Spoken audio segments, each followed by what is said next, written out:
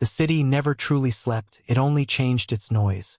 At night, the roar of traffic softened into distant hums, neon lights replaced daylight, and the constant motion of people became slower, heavier, as if even the world itself needed to breathe. Beneath that restless surface, in a forgotten industrial district where old warehouses leaned like tired giants, a small mechanic's shop remained stubbornly alive. Its sign flickered with a half-broken glow, and the scent of oil, metal, and burned coffee drifted out through a partially open door. Inside, Yarrick worked alone. He preferred it that way. Machines made more sense than people. Machines broke in predictable ways. People didn't. He wiped his hands on a rag, leaned over the engine he was repairing, and listened to the steady rhythm of tools and distant city noise. It was the kind of night he was used to, quiet, uneventful, controlled, until something shifted. A sound. Not mechanical, not human, soft, almost like breathing, but too small, too uneven. Yarrick paused, slowly lowering his wrench. He listened again. Silence returned. He exhaled. Tired, he muttered to himself. That's all. Then the sound came again, closer this time, from somewhere near the back of the shop. Yarrick straightened slowly, his instincts sharpening. He wasn't afraid easily. Not anymore. Years of working alone in rough districts had burned that out of him. But he was cautious. Always cautious. He stepped away from the engine bay and walked toward the storage section of the workshop, where old parts, crates, and discarded machinery were stacked in uneven towers. The light was weaker here, shadows deeper, and then he saw it. Something small, curled up near an old tool crate, partially hidden beneath a torn piece of fabric he used for cleaning parts. At first, his mind refused to identify it. It didn't fit any category he knew. Too smooth, too strange, too alive. It shifted slightly, and that was when he realized what he was looking at. A dragon hatchling, small enough to fit in both hands, covered in faintly glowing scales that pulsed softly like embers trapped under glass. Its wings were tucked tightly against its body, too young to function properly. And it was asleep, right there, in his shop. Yarrick froze completely. No, he whispered. No, no, no. That's not real. The hatchling made a tiny sound in response. Not fear, not aggression, just comfort. And then it shifted again, curling closer into the fabric like it had already decided this place was safe. Yarrick took a slow step back. Then another. His mind raced through possibilities. Hallucination, illegal exotic import, bioengineered organism. None of them made sense fully, but all of them were better than the alternative: dragons. Real dragons. The kind that shouldn't be anywhere near a rusted mechanic's shop in a forgotten city district. He reached for his phone instinctively, then stopped. If I call someone, he muttered, I lose my shop for a week minimum. He stared at the hatchling again. It hadn't moved much. Still sleeping. Still calm. Still alive. He exhaled slowly. Of course, he said quietly. Of course this happens to me. He crouched down carefully, keeping a respectful distance. The hatchling shifted again, and this time something fell from beneath it. A second shape. Then another. Yarrick's eyes widened. Oh, you've got to be kidding me. 3 hatchlings. Not 1. 3. All curled together, stacked loosely like they had been carried here and abandoned in a hurry. One of them let out a faint squeak in its sleep and pressed closer to the others. Yarrick stood there for a long moment, completely still. Then he rubbed his face with both hands. I fix engines, he said out loud. Engines. Not whatever this is. He looked around the shop as if expecting someone to jump out and explain. No one did. Only the soft hum of machinery and the distant city answered him. Slowly, carefully, he crouched again. This time closer. All right, he muttered. Let's assume I'm not insane. The nearest hatchling shifted slightly. Instinctively, Yarrick held his breath. It didn't wake fully. Instead, it rolled slightly and slid forward, right out of the fabric, and onto his boot. Yarrick froze. Completely. The tiny creature curled there instantly, as if it had found the warmest place in the universe. "No," Yarrick whispered again. "Absolutely not." But he didn't move, because it didn't leave, and because something about the way it settled there, so completely unafraid, made his chest tighten in a way he didn't understand. He slowly lowered himself onto a nearby crate, still not touching it. The hatchling stayed on his boot, sleeping, trusting. Outside, the city kept moving. Inside the shop, everything had changed. Yarrick stared at the tiny creature for a long time, then sighed heavily. "This is going to ruin my life," he said. And for the first time, he wasn't entirely sure he minded. Morning came too fast for Yarrick, not because he had slept, but because he hadn't. He had stayed exactly where he was on the overturned crate, one boot still carefully unmoved, as if the slightest shift might shatter the fragile reality sitting on it. The hatchling had not left. In fact, during the night it had shifted again, slowly, instinctively, until it was now partially curled against his ankle instead of just his boot. A second one had moved closer as well, pressing itself against the first like it was magnetized to warmth. The third remained slightly apart, but still within the same small circle of safety that had formed around Yarrick without his permission. He stared down at them in exhausted disbelief. "This is not happening," he whispered. One of the hatchlings made a faint sound in response, not waking, just adjusting its position. Yarrick rubbed his face slowly. "I should have quit mechanics years ago," he muttered. Outside, the city was waking up. Distant traffic returned. Voices echoed faintly between buildings. Life resumed its usual pace, completely unaware that something impossible was sleeping inside a rusty shop between broken engines and oil stains. Yarrick finally stood up slowly, carefully lifting his foot away. The hatchlings didn't wake. They simply shifted slightly into the warmth he left behind, then settled again. He exhaled. "Okay," he said quietly. "First rule. Don't panic." He immediately broke that rule by looking for his phone again. It sat on the workbench, screen cracked, half-charged. He picked it up, then stopped again. "Who do I even call?" he muttered. "Animal control?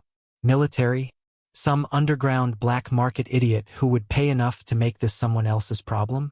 None of those felt like good options, especially not when the creatures in question were still peacefully asleep in his shop. He looked back at them. The smallest one had rolled onto its side now, exposing its faint glowing belly scales like it trusted the world not to stab it. Yarrick sighed. "You're all terrible at survival," he said softly. The hatchling closest to his ankle made a tiny chirp-like sound again, almost like agreement. That was when he noticed something strange. The shop felt warmer than usual. Not from machinery. From them. The air itself seemed subtly different, like the space around the hatchlings was adjusting. He frowned slightly. "That can't be normal," he muttered. Carefully, he crouched again, studying them more closely. Their breathing wasn't chaotic anymore. It was steady, synchronized almost, like they had decided, without speaking, that this place, this mechanic's shop, was safe enough to rest properly for the first time in a long while. Yarrick leaned back slightly. "You're telling me," he said slowly, "you ran away from wherever you were supposed to be and ended up here?" No answer, of course. Just soft sleeping sounds and the faint crackle of distant machinery. He stood again, pacing once across the workshop. "No, no, no. This is a bad idea," he said to himself. "This is a very, very bad idea." Then he stopped, looked back. The hatchlings hadn't moved. Still asleep. Still trusting. Still his problem now. He let out a long breath. "Of course it's my problem," he said flatly. "Everything weird ends up in my shop." A sudden clatter came from outside the front door. Yarrick froze instantly. The sound of footsteps. Multiple. He moved quietly toward the entrance, peeking through the cracked glass panel. A small group stood outside. Not police. Not customers. People he didn't recognize. Their clothing was too clean for this district. Too deliberate. One of them held a device, scanning, sweeping the area slowly like they were looking for something specific. Yarrick's stomach tightened. "No," he whispered. He stepped back from the door slowly, eyes darting toward the hatchlings. They were still asleep, completely unaware. The scanner outside beeped faintly. One of the figures paused, tilted the device, then turned slightly toward the shop. Jarek's heart sank. "Yeah," he muttered. "Of course you'd show up now." He looked at the hatchlings again. 3 small lives. 3 impossible problems. And no plan. He crouched down quickly, lowering his voice. "Hey," he said softly, even though they wouldn't understand. "We might have a situation." One of the hatchlings shifted slightly at his voice. Not waking, just reacting. Outside, footsteps moved closer to the door. The scanner beeped again, more focused this time. Jarek straightened slowly. His mind raced. There was no time to decide what this was anymore. No time to figure out what they were.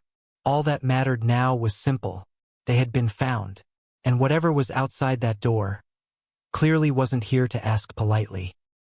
He looked down one last time at the sleeping hatchlings curled against the only warmth they trusted in this world. Then exhaled. "All right," he whispered. "Guess I'm doing this the hard way." And as the footsteps stopped right outside his shop door, Jarek reached for the only thing he had in his hands. A wrench. The knock did not come. That was what made it worse. Instead, there was a quiet pause outside the shop door, long enough for Jarek to feel every second stretch like a wire being pulled too tight. Then came the sound of the scanner again. A slow, deliberate sweep across the front of the building. Beep, beep, sharper this time. More focused. "It's here," a voice said outside. Calm. Certain.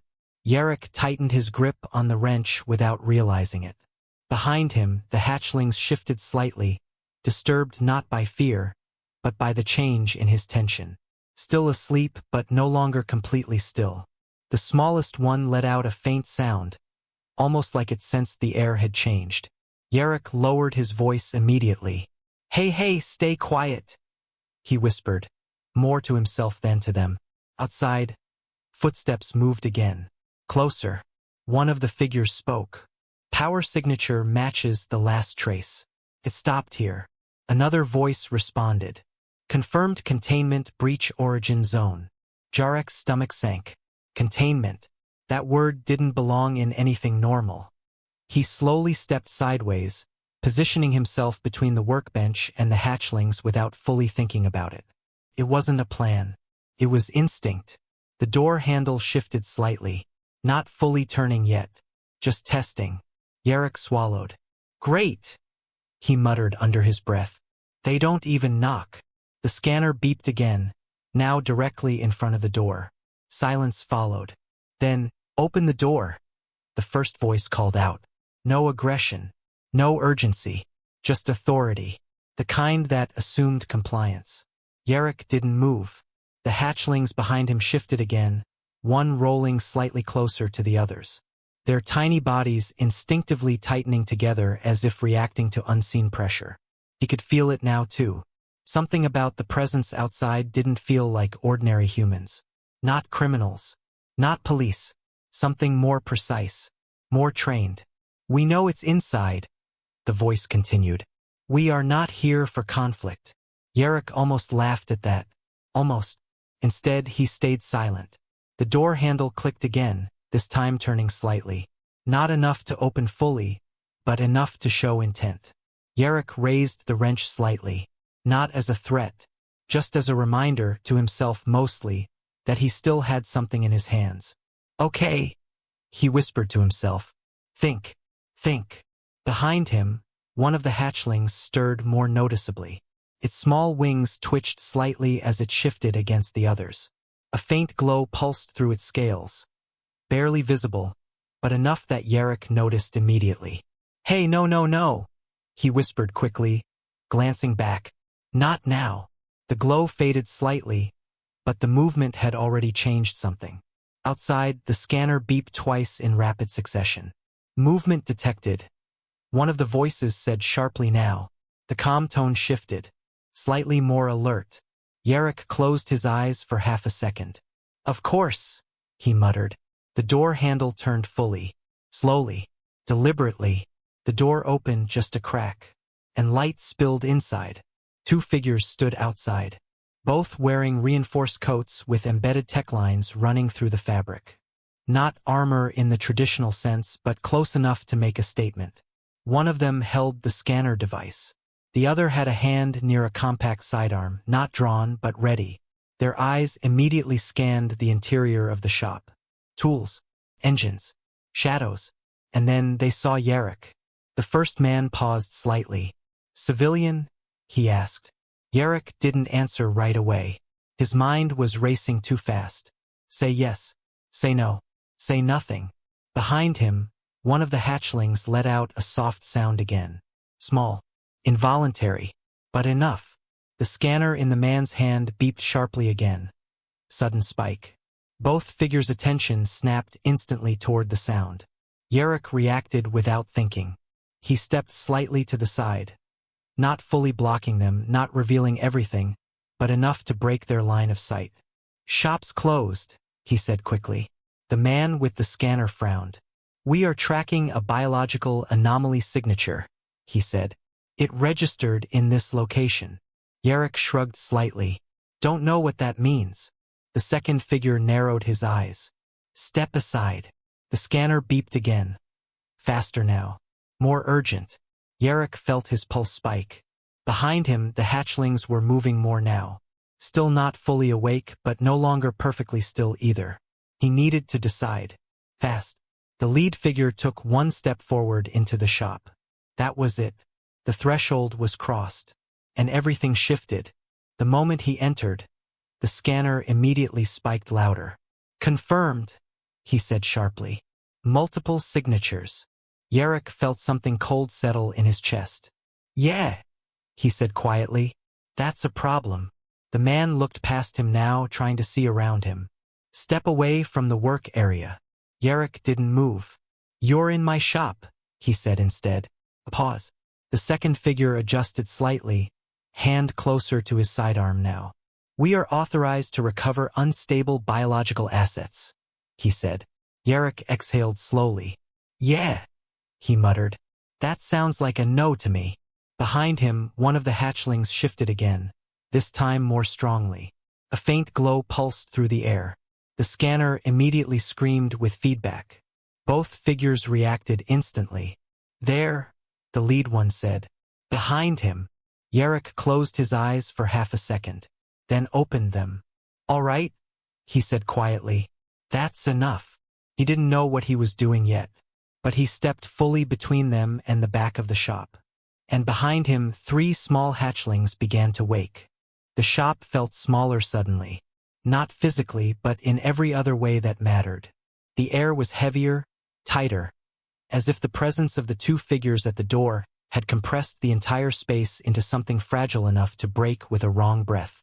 Yarrick stood between them and the back of the workshop, wrench still in his hand, though it now felt less like a tool and more like a pointless habit. Behind him, the hatchlings were no longer fully asleep. One had lifted its head. Another had shifted closer to the third, their faint glowing scales pulsing in uneven rhythm, reacting to the tension in the room like nervous hearts learning fear for the first time. The scanner outside the line of the doorway was now steadily beeping, no longer searching but confirming. 3 signatures confirmed, the lead agent said quietly. His voice had changed. The calm professionalism was still there, but now it carried something sharper underneath. Focus, purpose. All hatchling-class biological entities present. Yarrick swallowed. "Yeah," he said slowly. "About that?" The second agent stepped further inside the shop, ignoring the warning tone in Yarrick's voice. "Step aside," he repeated. "This is a containment recovery operation." "Yeah," Yarrick replied again, tighter this time. "I heard you the first time." He didn't move. The hatchlings behind him shifted again. One made a small sound, still not fear exactly, but awareness. Confusion. The kind of sound something makes when it realizes the world is no longer the same shape it was a moment ago. The lead agent raised a hand slightly, signaling the other to pause. His eyes stayed fixed on the space behind Yarrick. "You are in direct contact with them," he said. "Not a question. A statement." Yarrick gave a short, tired laugh. "They kind of showed up here," he said, didn't exactly fill out paperwork. The second agent didn't find that amusing. Those creatures are classified as unstable displaced hatchlings, he said. They are not safe in civilian environments. Yarrick glanced over his shoulder briefly. One of the hatchlings had now climbed partially onto the edge of a spare cloth on the floor, its tiny claws gripping fabric instinctively as it adjusted its position. It looked small, not dangerous, not unstable, just young, lost. They look pretty safe to me, Yarrick said quietly. The scanner beeped again, louder this time. The lead agent frowned. Their neural bond signature is incomplete, he said. If left unmanaged, their instinctive imprinting could cause unpredictable territorial behavior. Yarrick turned his head slightly. Imprinting.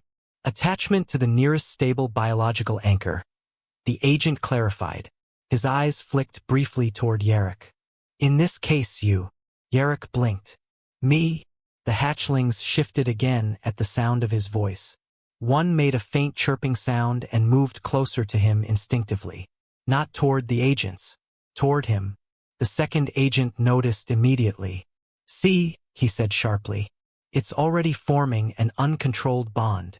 Yarrick held up a hand slightly. Hey, I didn't ask for that. The lead agent's expression hardened slightly, but not in anger, more like calculation. That is precisely the problem, he said. You are not trained for containment imprint stabilization. Yarrick sighed. I'm not trained for any of this. A pause. The tension in the room didn't ease, but it shifted. Slightly, because something unexpected was becoming harder to ignore. The hatchlings were not reacting like dangerous anomalies. They were reacting like frightened children who had found the only warm place left in the world, and refused to let it go. One of them climbed fully onto the floor now, wobbling slightly before stopping near Yarrick's boot. Pressed against him immediately, instinctively, the second followed. The third hesitated, then did the same. Yarrick froze. Okay, he whispered. This is officially weird. The lead agent lowered his scanner slightly. The beeping continued, but less aggressive now. More conflicted. They are stabilizing around you, he said quietly. The second agent frowned. That's not possible without formal imprint protocols. Unless, the lead agent said slowly. The stabilization is accidental. Yarrick looked between them. I'm gonna stop you right there, he said.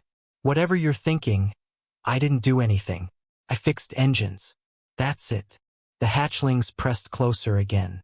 One climbed onto his boot like before. Another moved against his ankle. The smallest one, barely steady, tried to climb up his pant leg and nearly fell before Yarrick instinctively caught it with one hand. The moment he did, all three went still. The scanner spiked once, then stabilized at a steady tone. The lead agent's eyes narrowed slightly. Confirmed, he said quietly. Primary stabilization anchor established. Yarrick slowly looked down at the hatchling in his hand. It blinked at him, calm, trusting, completely unafraid. You have got to be kidding me, he whispered. The second agent stepped forward. We need to extract them immediately. Yarrick immediately stepped back. Nope. The agent paused. That is not your decision. Yarrick tightened his grip slightly, not on the hatchling, but on the space between them. Yeah, he said. It kind of is when they're standing behind me. The hatchlings shifted again at his tone, pressing closer to him instinctively. The scanner beeped faster. The lead agent raised a hand again, but not toward force, toward hesitation, because now it was clear. If they moved in aggressively, the hatchlings would react. And if they reacted, no one in the room knew what would happen. Silence stretched, heavy, measured. Finally, the lead agent exhaled slowly. We cannot remove them by force without destabilizing imprint condition, he admitted. The second agent turned sharply. We cannot leave them in civilian custody. Yarrick frowned. I'm not custody. The lead agent ignored him. His eyes stayed on the hatchlings, then on Yarrick. Then we need an alternative. A pause. The shop felt like it was holding its breath again. Yarrick looked down at the three small creatures pressed against him, then back at the agents.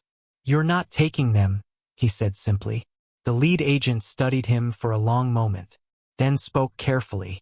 "Then you will need to come with them." Yarrick blinked. "Come with what?" The agent nodded toward the hatchlings. "You are now the only stabilized anchor in their system." A pause. Then quieter. "Without you, they will not survive relocation stress." Yarrick stared at him, then at the hatchlings. One of them made a soft sound and leaned further into his leg. He closed his eyes for a moment. "I fix engines," he said tiredly. "Not whatever this is." The lead agent gave a slight, almost resigned nod. "Then it appears," he said, "you are now responsible for something that chose you anyway." The hatchlings pressed closer. And for the first time since they arrived, Yarrick realized the problem wasn't how to get rid of them. It was that they had already decided they weren't leaving. Yarrick didn't sleep that night, not because he didn't want to, but because the concept of sleep had stopped making sense in the middle of everything that had happened. His workshop, once filled with the comforting predictability of broken engines and half-finished repairs, now felt like a temporary shelter for something far less predictable. The three hatchlings had refused to leave him, even after the agents had backed off into uneasy observation outside the shop, even after the scanners were turned off and the tension slightly loosened. The small creature stayed glued to him as if he were the only stable object left in a collapsing world. Now, hours later, they were asleep again, but not where they had started. One was curled in the hollow of his jacket. Another was draped across his thigh. The smallest one had somehow climbed onto his chest and settled there like it had always belonged. Yarrick sat very still on an old chair in the middle of the workshop, staring at the ceiling. "This is insane," he whispered. The hatchling on his chest made a tiny sound in response, shifting slightly without waking fully. Yarrick sighed. Yeah, you disagree." Outside, the agents had not left. He could hear them sometimes.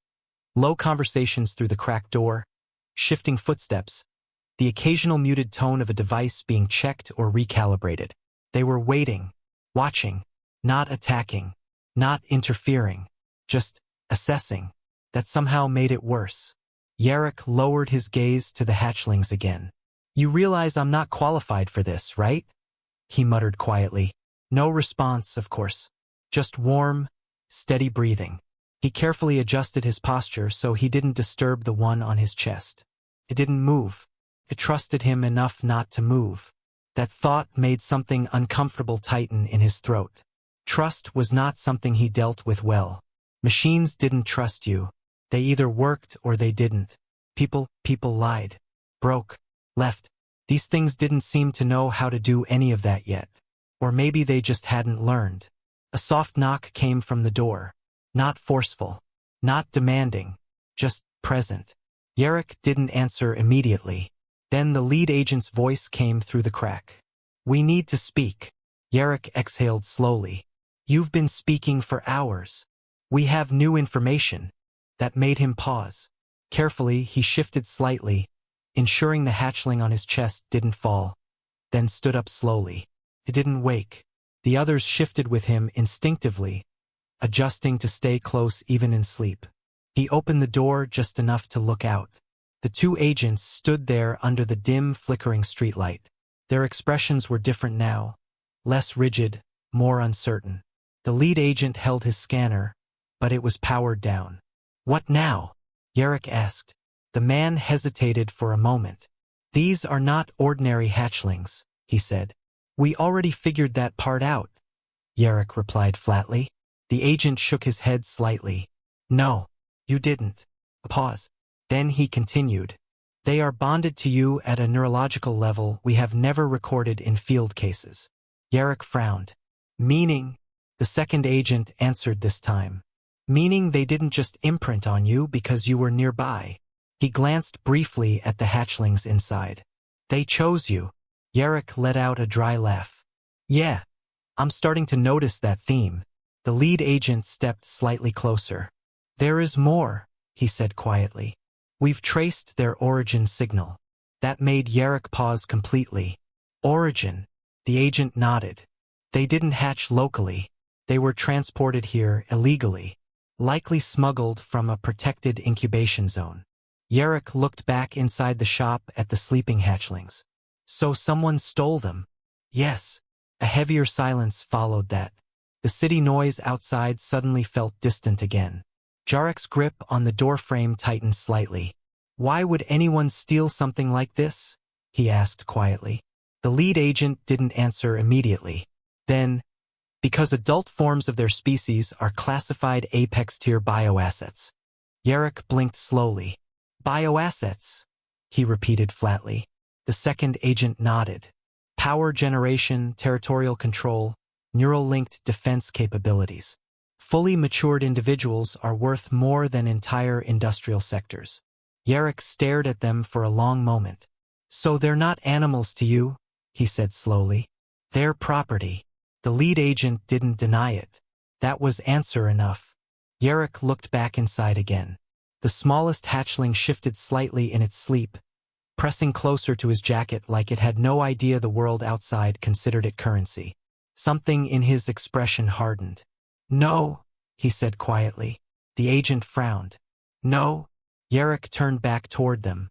You don't get to take them. The second agent stepped forward slightly. That is not how jurisdiction. I don't care, Yarrick interrupted. His voice wasn't loud, but it was final. The agents stopped. Even they seemed slightly surprised by the shift. Yarrick exhaled slowly, looking back at the workshop. They showed up half-dead and scared in my shop, he said. And now you're telling me someone wants to turn them into assets. He shook his head slightly. That's not happening. The lead agent studied him carefully. You are interfering with a regulated containment protocol. Yarrick gave a tired, humorless smile. Then changed the protocol. A pause. That one landed differently. The agents exchanged a brief glance. The second one frowned. That's not how. The lead agent raised a hand slightly to silence him. He looked back at Yarrick. If you refuse cooperation, he said carefully, you become responsible for their protection.